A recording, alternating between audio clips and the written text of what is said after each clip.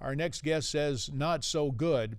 We're so pleased to be joined by Dr. Richard Amerling. He's an associate professor of clinical medicine at Mount Sinai Beth Israel Hospital in New York City, also the president-elect for the Association of American Physicians and Surgeons, as well as the author of the Physicians' Declaration of Independence. He joins us from Newsmax, New York. We're joined at the anchor desk in South Florida by Newsmax Deputy Health Editor Nick Tate. To both of you, our thanks for your time this morning. And Doc, let's begin with you. What grade would you give the CDC and why for its handling of the Ebola crisis to date? I guess I would give them a D. I'm happy to be here, but of course I'm not happy to be here. I'd much rather be back in my office taking care of my patients. But I felt compelled to speak out because I feel that we are being put in jeopardy by an incompetent bureaucracy yet again. The CDC was late. They've been inaccurate. They've been very, I think, lackadaisical. They were unprepared to handle the first case. When the first case hit, there were not the proper protocols in place. They didn't have their experts who actually have experience with Ebola on site in Dallas. And it's better late than never, I would say, but they were very unprepared for this. And they are unfortunately towing the official administration line, which is that we can't block travel from this region of the country.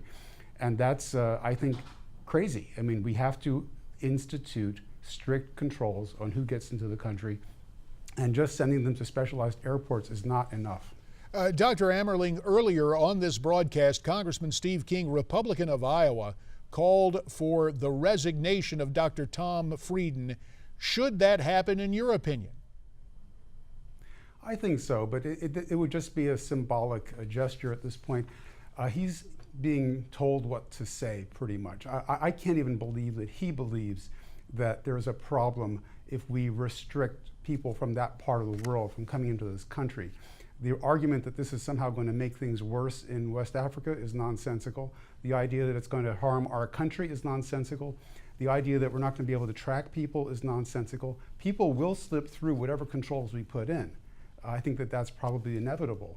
But if we stop issuing visas and stop letting them come into the country in the first place, we'll be ahead of the game. But if we allow this trickle to continue, and they're issuing visas, I hear, at about 100 a day, we are going to see more cases of Ebola, and I don't want to see a case of Ebola here. I think it's a horrendous disease to have to treat.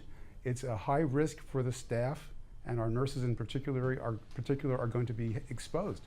So we shouldn't have any more cases coming in. We will be ready if they do. I'm not saying that we should panic or that we're going to have an epidemic here. We are not. But we shouldn't have even a small outbreak here.